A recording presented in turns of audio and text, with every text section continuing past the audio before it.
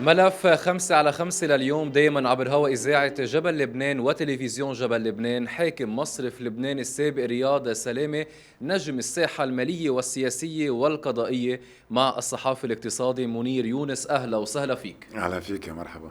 نجم الساحة، اللقب يلي أصبح اليوم يتداول فيه لرياض سلامة حاكم مصرف لبنان السابق. شو سر؟ نجم الساحة يعني كأنك حاسده، هو بموقف لا يحسد عليه، يعني انه هو موقف لا يحسد عليه نتيجة كل ما حصل معه من شبهات مالية وقضائية إن كانت محلية أو أوروبية وغيرها. البداية من شو نعم. صار معه؟ نعم، في دعاوى جديدة قدمها حاكم مصرف لبنان الجديد كريم سعيد. طبعا في قضايا سابقة. سابقة هلا بنحكي فيها، بس هو المستجد في دعاوى قدمهم كريم سعيد خلال هذه السنة لهم علاقة وحدة منها لها علاقة باستحواذ نجيب مئاتي على حصة ببنك عودة بتسهيلات من مصرف من لبنان. مصرف لبنان. بيفترض كريم سعيد أنها فيها مخالفات بأكثر من 150 مليون دولار، وكان لازم يجي على هذا التحقيق. طبعا هو سبق واستجاب لتحقيقات قبل بقضايا أخرى، منها فوري، منها أوبتيموم اللي انحبس فيها، يعني وقت اللي الحجار أصدر أمر توقيفه ودام التوقيف سنة كاملة كانت على عمولات أوبتيموم. وجاي بعد بالطريق قصة فوري، لأنه هو عمولات فوري كان عم يستخدم أداة رد القضاة. إذا بتتذكر من شي سنتين كل ما جابوه على التحقيق أو يطالبوا بأنه يجيبوه على التحقيق يرفع دعوى رد القاضي. كانت تمشي بهديك المرحلة. بالفترة الأخيرة لا كان عم بيروح على القضاء ما إلا كان مؤخرا. بطل تمشي قصة رد القضاة مع وزارة العدل الجديدة ومع القضاة الجداد ومع تشكيل هيئة غرف التمييز الجديدة. قصة رد القضاة صارت حظوظها أقل من الأول. يعني إذا بتتذكر علي حسن خليل وغازي زعيتر يوم المرفأ كانوا يردوا القضاة. نهاد المشنوق مش عارف شو، رياض استخدمها كمان. على ما يبدو هيدي قصة انك ترفع دعوة وتخاصم القاضي وتقول له مش انت صاحب الصفة اللي انك تحقق معي، عم بتخف. فهلا بلشت مع رياض. بكرة بدنا نشوف بالقرار الظني تبع المرفأ كمان شو حيصير، لانه اذا بتتذكر قبل انه ما راحوا على التحقيقات كذا حدا كان نعم. متهم، إن كان نايب إن كان أيضا بمراكز حكومية، وما حدا توجه إلى القضاء. لا نبقى عند رياض سلامة. رياض سلامة مؤخرا لما طلع الضجة من جديد حط الحجة بحجة صحية، حالة صحية نعم. له، وكنا عم نشوف من مستشفى إلى مستشفى آخر. نعم، هو عنده مشكلة ضغط. وتبين انه هو ضغطه على 17 مش بالضرورة تكون حالة خطرة. يبدو متعايش معها، لأنه وقت اللي بيقول طالع ضغطي وبيقيسوا له ضغطه بيلاقوه 17 بيقولوا عالي. اتضح انه هو عايش مع ال 17، يعني منا يعني كأنه التسجيل يلي رفعه حكيمه دكتور ألكسندر خوري كأنه كان مبالغ فيه. لا، في لجنة أطباء راجعوا كل هالملفات تاريخيا أوكي. ولقوا انه هو عايش مع ال 17. يعني كأنه الرواية الصحيحة هي رواية طبيب قوى الأمن الداخلي. نعم، وفي قصة التنفس اللي بيضيق ما كانت تنفسه أكسجين. لأنه بدخن كتير يعني. هو طلب بيقولوا مؤخرا بحسب المعلومات أنه بيرجع بياخد الأدوية وبيتناول طعامه شرط يكون عم بدخن. بالضبط. فهل هو بده صاحب مزاج او هلا عم ينتحر؟ بكل الاحوال اثنين يمكن. طب إذا صاحب مزاج أو بده ينتحر، الهيبة اللي كان عنده إياها رياض سلامة راحت طبعا. مع ما يحصل اليوم ليه مستمر بعدم الكشف عن الأشخاص يلي كانوا معه في هذه الرحلة الطويلة، وليه بده يكون هو الوحيد كبش محرقة؟ نعم، هو واقع بفخ بشر اقواله واعماله. هو ببدايه الازمه عمل كذا مؤتمر صحافي وعمل كذا مقابله والليرة بخير. مع لا عم بحكي بعدين. او كذا مؤتمر صحافي، وبعد بعد اكتوبر ال 19 وعمل مقابلات مع العربيه وغير العربيه اذا بتتذكر. صح. كان بعده عم يطلع على المحطات. وقع بشر اقواله. كان كل دفاعه انه اللي قام فيه هو وفقا لقانون النقد والتسليف. كل الدفاع عن نفسه انه هو ما عمل، ما ارتكب اخطاء، هو كان يطبق قانون النقد والتسليف. أوكي. تمام. وهذه استمرت وبعده لحد هلا بيقولها. وهلا باعت هو على هيدي الدعوه اللي عم نحكي فيها، باعت مطالعه طويله عريضه انه هو مش مخالف قانون النقد والتسليف اللي بيسمح له عند الضرورة يقدم تسهيلات لأغراض استحواذات هو بيشوف انها استثنائية وضرورية الى اخره من هال بلا بلا بلا. طيب 2021 ل 26 بعده عم يقول نفس الكلام، انا لم اخطئ. فكيف هلا بده يغير كلامه؟ بالضبط، هو فاذا وقع جر كلامه او جر نفسه الى هذه الاقاويل اللي كان يعتبر يمكن بالنسبه له هي ملاذه الامنه. نعم. هلا اليوم بده يغير الروايه ويقول لا انا ما اشتغلت وفقا لقانون النقد والتسليف وعندي شركاء. منا بسيطه، منا بسيطه ابدا. اول شيء على المستوى الشخصي تبعه كل يعني هو من التسعينات لاخر فتره عم يقول انا ما اخطات، انا اقرضت الدوله وفقا للقانون، انا عملت الهندسات الماليه للمصارف وفقا للقانون، انا ساعدت البعض على استحواذات مصرفيه وفقا للقانون، انا عملت صرفت 8 9 مليار دولار على الدعم وفقا لما طلبته يعني كله الحقوق. بحسب بالضبط. بيجي هلا بيقول لا انا كنت غلطان وانا عندي شركاء. منا بسيطة يعني تحويلة مفترق طرق خطر. وكأنه يعني غادة عون القاضية لعبت دور أساسي بهالملف برغم من كل الحملات يلي كانت عم تتوجه لها بهذيك الفترة. نعم، غادة عون كانت عم بتقارب ملفات. هيدي معظم الملفات يعني سواء اوبتيموم، فوري، الاستحواذات المدعومة، القروض المدعومة، قاربتها، ولكن أخذ عليها يعني القضاء عم بحكي أخذ عليها الطريقة والشكل وكفوا يدها طبعا. ولكن هي كانت من القضاة القلال ربما الوحيدة اللي جرأت وقربت على رياض سلامة. تجرأت وقربت على رياض سلامة. سقفك عالي وأكيد عندك معلومات صحفية. رياض سلامة ربما اليوم هو الواجهة. مين هن الأشخاص تحت رياض سلامة يلي أيضا القضاء اللبناني يريدون أنه كمان يحاسبوا؟ ما فيك تعرف إلا ما هو يحكي.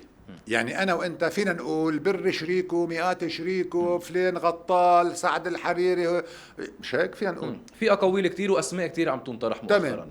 وفينا نقول أدلة إنه كان صاحبي مع بري، سعد الحريري كان مغطيه، نجيب مئاتي إذا تتذكر طلع تصريح وقت اللي كان رئيس حكومة وكان مطلوب إقالته قال بالحرب ما فيك تغير ضباطك. تصريح شيء. هلا عم بقولوا انه في بمصرف بنك عودة رياض سلامة، نجيب مئاتي وشقيق نجيب ميقاتي ايضا ومدير عام السابق لبنك عودة. تمام. فاذا فينا نقول قد ما بدك من سرديات ونربط قصص ببعضها ونقول عنده شركاء. بس مين بيثبت هيدا الشيء بالمحاضر غيره هو؟ يعني انت وانا فينا نحكي، فينا نقول، فينا نكتب مقالة صحفية، فينا نحكي على الهواء.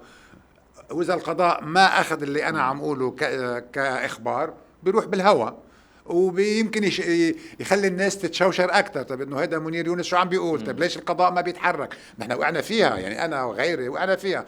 بتكب معلومات الناس بتقول لك اوكي فشيت لي قهري، بس ما عم تنصرف. ما هو بالاخر لازم القضاء يقول هيدي ماده اخبار للنائب العام. هو كل فرد بريء حتى تثبت ادانته قدام القضاء بالنهايه. نعم. فاذا هو اللي بده يقول. وهي ليش انا مستصعبها؟ لانه هو عم اقول لك باني سرديته كلها على انه طيب لما الشخص يوصل باخر المطاف عنده اما هو يسجن تطلع كل الخبريه براسه، او عنده هذا الخرطوش الاخيره انه يقلب الطاوله. تمام.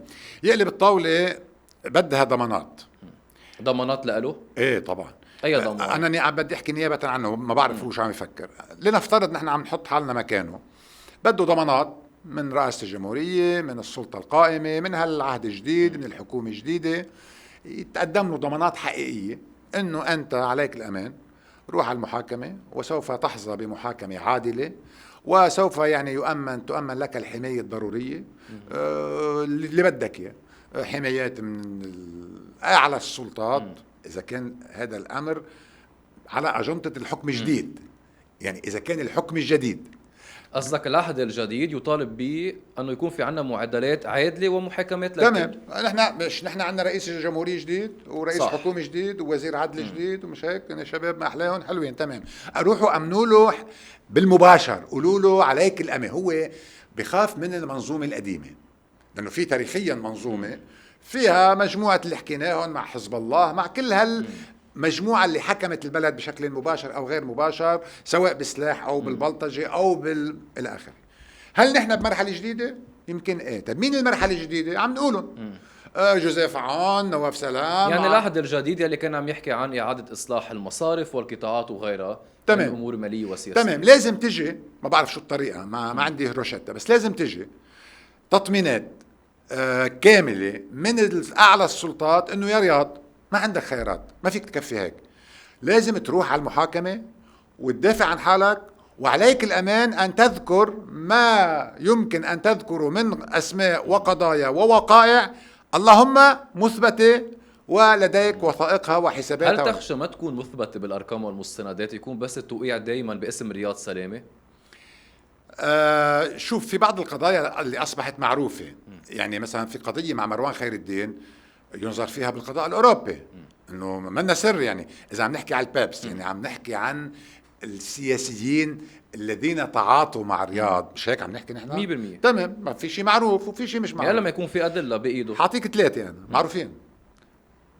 بموضوع مروان خير الدين القضاء الفرنسي عم بيتابعها ومعروفة، منها قصة انه فوت 15 مليون على البنك طلعوا 150، وفيها اثباتات تطلعهم بالشنط وبالكراتين اول الازمة هو واخوه. تمام. وفي غيرها مع مروان، وانقذ له بنكه لمروان مرتين. تمام. في قصة نجيب هلا عم نحكي فيها، استحوذ نجيب مئاتي وشقيقه يلي بالنسبة لبنك عودة كان في أسهم معينة وسهلهم إياهم رياض سلامة من مصرف لبنان. تمام. مصرف لبنان الحالي بيدعي، عم بيقول انه الحصة اللي استحوذها اللي اخذها نجيب مئاتي من ببنك عودة لم تكتمل الا بتسهيلات من مصرف لبنان، وخلافا للاصول، يعني فيها انه رياض مبلغ مالي كبير كان حرزان فوق ال 150 مليون حتى تمت الصفقة، وحصلت قروض من بنك عودة لنجيب حتى إلى آخره، انعمل هندسة. هاي الثاني. في الثالثة هلا مقدمها كمان مصرف لبنان على بنك البحر المتوسط اللي هو بنك مين؟ هو بنك بيت الحريري. ولكن هو بطل بقول الحريري لأنه لا الشخص يلي اشتراه يبتعد عن السياسة الحريرية مش 100%. لا، هو ساعد بعد عنده ملكية، عنده ملكية حصرية للبنك. اللي باع أيمن للخواجة على أوكي. الخواجة، ولكن سعد لازال يملك حصة في بنك ماد. تمام. وبذهن الناس بنك ماد هو لبيت الحريري عمليا، هو ذهن الناس دايما. وفي ناس بتقول لك مين الخواجة ومين سعد، ما هن واحد الى اخره، في هيك حكي يعني. ما بدي اروح على الاقاويل، بس اكيد في حصة لسعد ببنك ماد. وهلا في دعوة، صرنا عم نحكي عن ثلاث دعاوى، ثلاثة بيبس. الناس معرضة سياسيا، بقول لك المنظومة ما إلى اسماء المنظومة، شو مش منظومة بالهوا، لا في اسماء تمام. وفي دلائل وفي مستندات. تمام. فاذا عندنا بعض الدلائل على ما يشير إلى أن كان هناك بعض التفضيلات لسياسيين يرجح كما يدعي مصرف لبنان بالحاكمية الجديدة أنها كانت على حساب المال العام أو على حساب أموال مصرف لبنان التي اتضح في النهاية إن من مصرياتك ومصرياتي. يعني بنرجع لموضوع المودعين وأموالهم يلي نهبت وطارت وما حدا بيعرف وينها. يعني في أموال لمصرف لبنان استخدمت باستحواذات وعمليات اتضح بعدين انه مصرف لبنان خسرانهم منين؟ من ودائع الناس. فاذا نحن معنيين اذا بدك بهيدي القضايا، لانه هيدي اذا صحت انه اموالنا راحت بتفضيلات لاكس وواي وزد، بدنا اياهم غصبا عنا. منين حناخذهم؟ هلا هيدي سؤالك حلو، لانه جينا على مفصل تاني. شوف صديقي، شايف هيدي كل الدعاوى؟ عمولات فوري، عمولات اوبتيموم، وفي وحده جديده اسمها في انفست كمان فيها عمولات. ال 154 تبع بنك استحواذ نجيب بعوده بتسهيلات من مصرف لبنان، العلاء الخواجه، القضايا المرفوعه كلهم على بعضهم قد ايه بيطلعوا؟ ما بيجوا مليار. طيب نحن ازمتنا 100 مليار كلهم هودي على بعضهم. حتى اذا هودي كلهم على بعضهم هالقد، لنفترض انه مش القضاء والمسار وطلعنا هذا المليار، الباقي منين؟ هون بدنا نتوجه لمصرف لبنان، للحاكم الحالي. ايه طبعا، ونقول له مش لازم نستحي من حدا. معروف بمواقفك. اكيد انت سمعان بالهندسات الماليه. في حدا بلبنان ما سمع بالهندسات الماليه الشهيره؟ هلا هي تختلف بين رياض سلامه وكريم سعيد. اي هندسه ماليه لازم مصرف لبنان الحالي مع كريم سعيد تمام. ينتهجوها. سنه ال 15 16 17 انعمل شيء بسموه هندسات ماليه، مش حنفوت بتفاصيلها. شفطت اموال المودعين من البنوك، راحت على مصرف لبنان باغراءات فوائد والى اخره. وكانت فيها تحذيرات هيدي من صندوق النقد الدولي، وانعملت حسب بعض الخبراء على طريقه البونزي سكيم. البونزي سكيم يعني المخطط الهرمي الاحتيالي.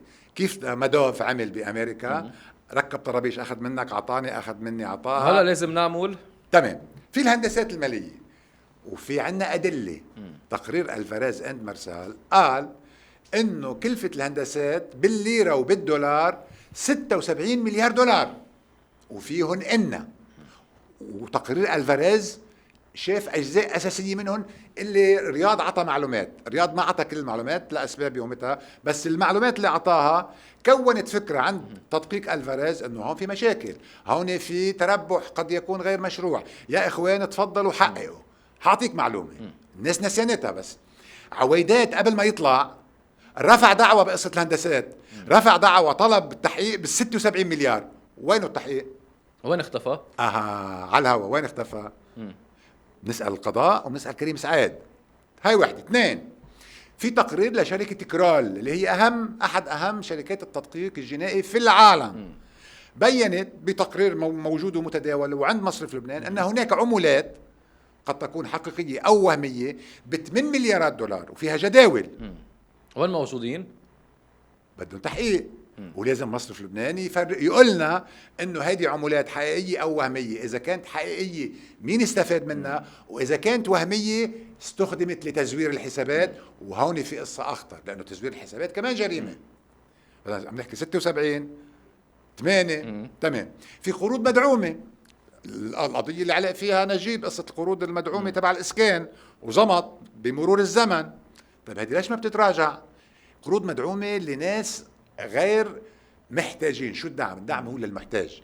اذا انت بدك وكأنه من اذا بدك استفاد من هيدي القروض اخذها له وترك المحتاج محتاج. عنا نحن عم نحكي بالمعروف حتى الناس ما تفكر انه عم نكب اشاعات. بس تقول شيء مدعوم، هو مدعوم لصاحب الحاجه. بتدعم سعر القمح والخبز للفقراء، بتدعم سعر البنزين الى اخره، بتدعم القروض للاسكان حدا راتبه يعني راتبه قليل 1000 ايام. طيب. زمان عم نحكي عائله الميقاتي وهو هل تحتاج الى هذه الالاف؟ وفي مثل انكشفت قصة نجيب وتسكرت لأسباب لها علاقة بمرور الزمن، فيها تنفتح يعني. في أكد لك في أكثر من 1000 قرض راحوا، ما تعطيك رقم مضبوط، 1000 قرض راحوا لغير أصحاب الحاجة واندعمت القروض تبعهم.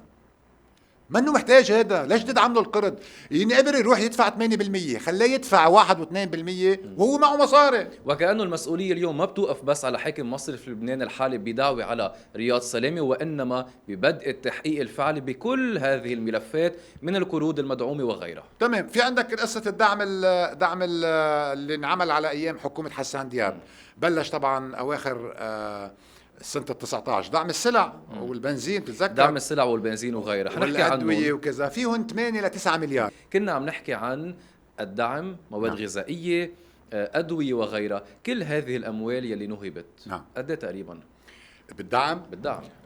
مصرف لبنان الحال يعني الحاكمية الجديدة بتقدرها ب 8.4 مليار. هلا فهون بدنا نحكي شغلتين. في الانطباع العام انه اللبنانيين كلهم استفادوا من الدعم، وهذا مش صحيح.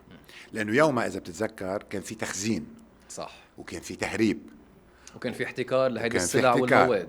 فاذا وقت اللي بتقول ايه من اللبنانيين استفادوا من الدعم، حبيبي روق شوي. في 40-50 تاجر اولاد لذينه احتكروا، وفي كذا مهرب جي عبر الحدود السوريه راح اخذوا مواد على سوريا الى اخره الى اخره.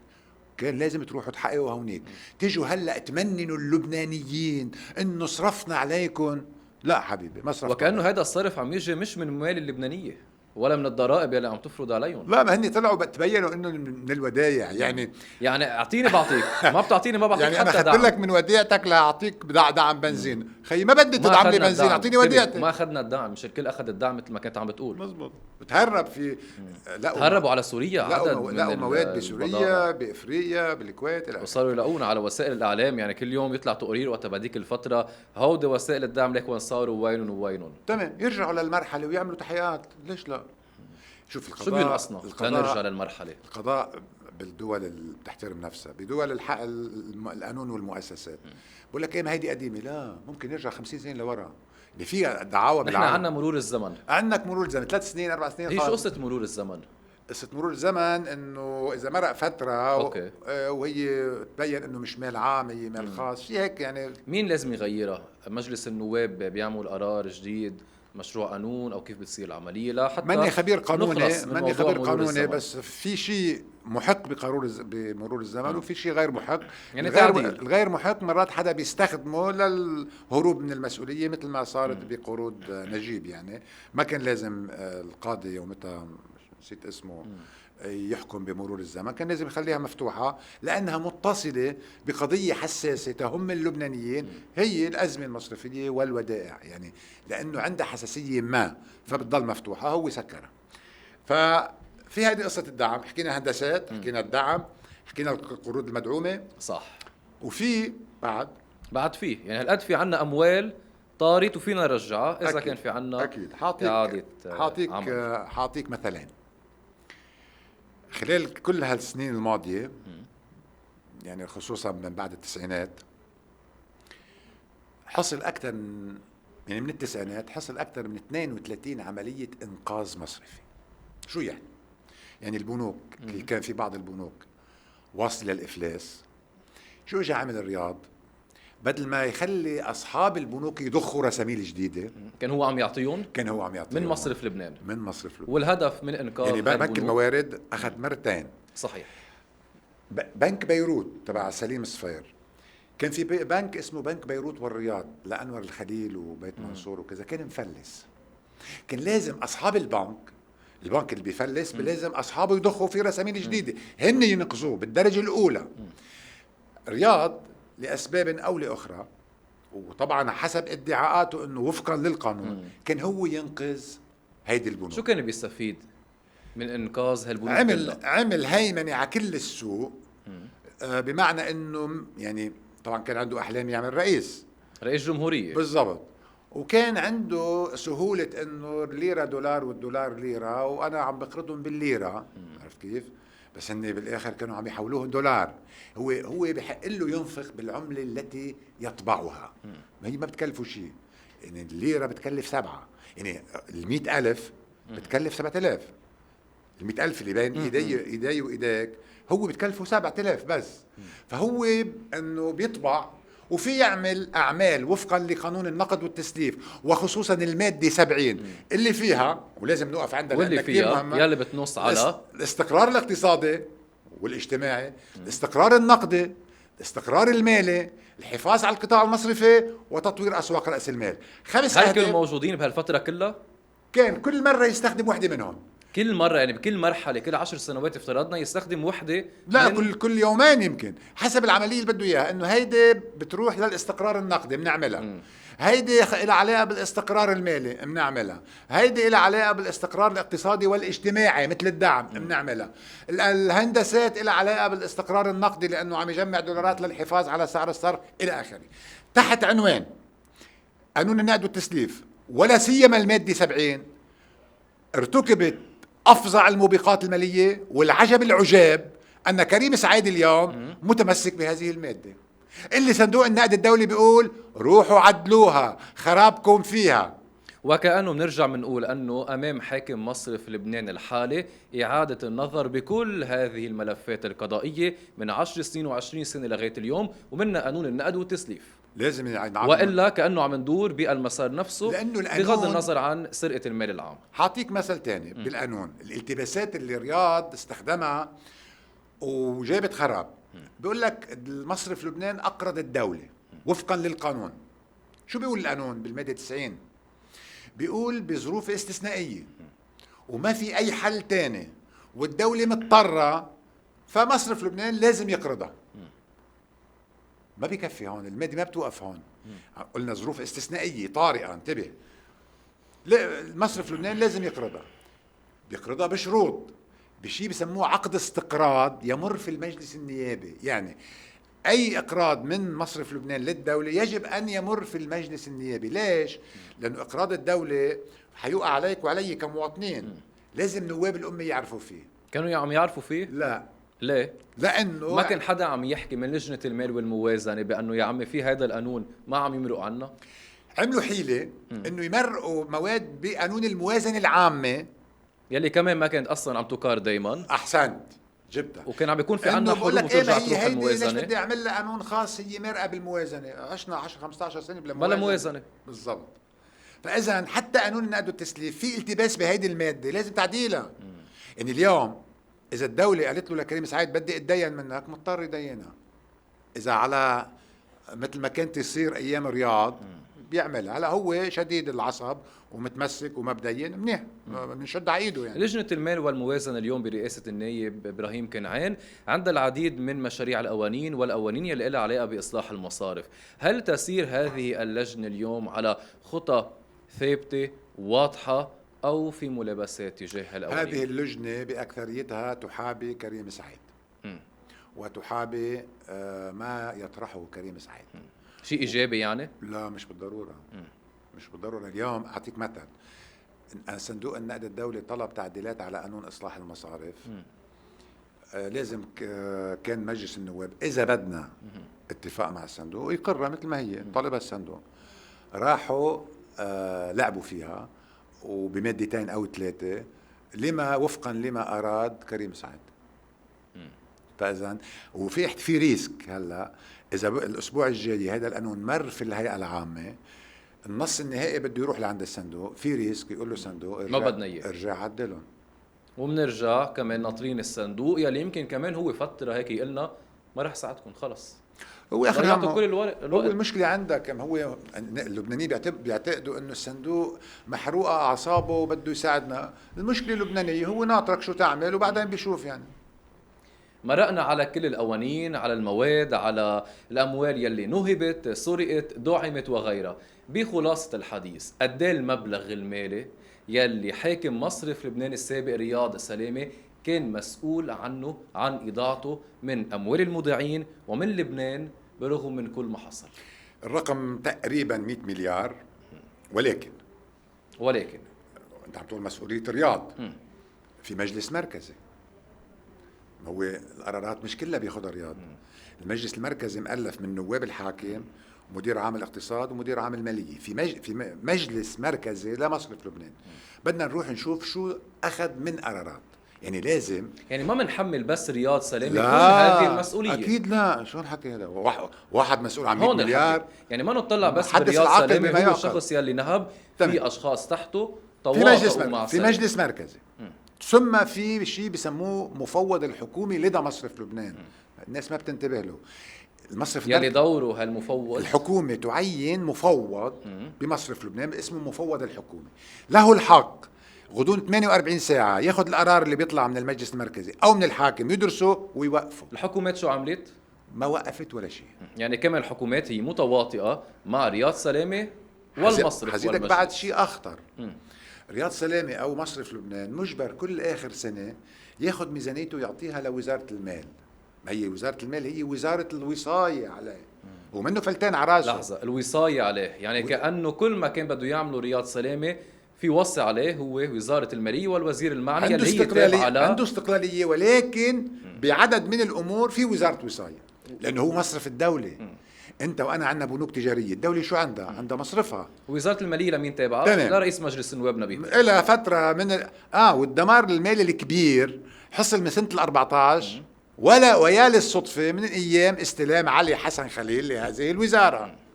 الدمار الهائل بلش بال14 كان علي حسن خليل وزير ماليه. فاذا كل نهايه سنه في تدقيق حسابات، بتخلص الميزانية وبتنبعت لوزارة المال. ليش بتنبعت برأيك؟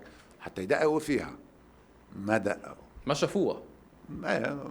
مؤمنين انه رياض ساحر وخلص بقى بيظبط كل شيء ولا شو نراجع وراه الى اخره من هالروايات هيدي، لانه كان راضي معظم الاطراف. هذا جزء من المسؤوليات المال والموازنة. طيب يا مال يا موازنة ويا برلمان، كانت عم تجي لعندك هالموازنات العاجزة واللي فيها اقتراض مفرط ويلي ما كانت تطبق ويلي عشنا لفترات طويلة بلا موازنة. موازنات عاجزة فيها اقتراض مفرط، وجزء أساسي من الاقتراض طلع من مصرف لبنان. عمى ما شفتوها؟ فإذا في حلقة من المسؤوليات.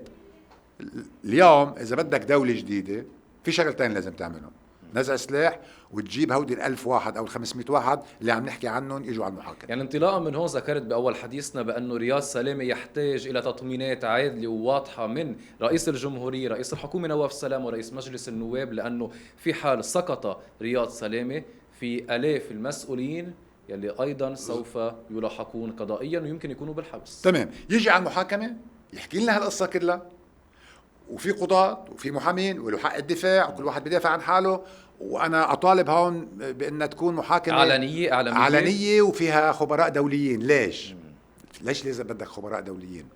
لانه اليوم انت عندك ازمة بتجيب صندوق النقد، عندك مش عارف شو البنك المركزي جايب مستشار هو بنك روتشيلد، مش عارف مين جمعية المصارف جايبة مستشار، فاذا مدققي الحسابات اجانب. انت قاصر مالي سوري، الشعب لبنان قاصر ماليا، بده مراقبين دوليين على ما يجب القيام بالتدقيق به. ما يتدخلوا بس يكونوا مراقبين، يعني بمعنى مارق على راسهم وبيعرفوا انه هيك رايح التحقيق صح او لا. فاذا بتأمن كل هالمحاكم، بقول لك ايه ما حتاخد وقت، تاخد قد ما تاخد، ان شاء الله تاخد 5 سنين، بدي الحقيقة. ليش؟ حتى ما تتكرر نفسها، وحتى اولادي واولادك يعرفوا شو صار. بالطريقة اللي عم بتصير فيها اولادك واولادي ما حيعرفوا شو صار. قلت بدنا الحقيقة، يعني صار 5 سنين، وحتى امبارح كان في انفجار 4 آب وهذه الذكرى الأليمة يلي صار لها 6 سنوات والقرار الاتهامي بعده ما صدر، وفي حال بيقولوا أنه صار على المسار الصحيح لل 2029 ليصير في محاسبة واضحة وعدالة غير مغيبة. في شقين، في الاول الشق للجواب هو انه عالميا القضاء عنده روتين. حتى بفرنسا، انا عايش فترة بفرنسا، في روتين. يعني قضية ساركوزي حتى وصلت لا انه يفوت على الحبس اخذت 16 17 سنة. اذا في روتين، في روتين. تمام. ان شاء الله ما يكون هالقد بلبنان. هيدي اول جانب، فبدنا نعترف فيه لانه في قضايا معقدة، بدها بحث، بدها استقصاء، في شهود، في دفاع الى اخره. وخصوصا عم نحكي عن 100 مليار، يعني مش عم نحكي عن 100 مليار دولار، رقم. وعم نحكي عن انفجار المرفأ اللي فيه عدد من الأجهزة تقريبا كل الدولة مسؤولة. يعني الأجهزة الأمنية 4 5 كانوا موجودين بالمرفأ، جمارك وجيش وأمن عام ومش عارف شو موجودين بالمرفأ. يعني أكبر فضيحتين عنا إياهم إذا بدك هن المرفأ يلي صاروا، كيف صار كل هذه الأمور بالمرفأ، والشق المالي مع حاكم مصرف لبنان السابق. يعني هودي أكبر 2، أنا برأيي يجب أن يتصدى لهم القضاء بجدية مطلقة وتعجيل الروتين. لأنه أوكي بنعطيه روتين أمر طبيعي، بس مش تكون قضية 20-30 سنة. منكون متنا وراحوا المصريات، ومنكون متنا والضحايانا اللي راحوا بالانفجار ما عرفنا ليش راحوا. فلازم القضاء ويتأمل له. بقول لك ايه ما عندي باجت، أمن له الباجت يا حبيبي، عم تصرف يمين شمال يعني. يعني فكرة انه القضاء ما عنده ميزانية، أنا برأيي بلبنان لازم تكون أفضل ميزانية للقضاء، لأنه عنده كمية دعاوى مصيرية واستراتيجية لا تخطر ببال. لازم دعم القضاء بالمال. الصحفي الاقتصادي منير يونس، أهلا وسهلا فيك، ضيف دايما عبر هوا إذاعة جبل شكراً. لبنان ضمن 5 على 5. تسلم.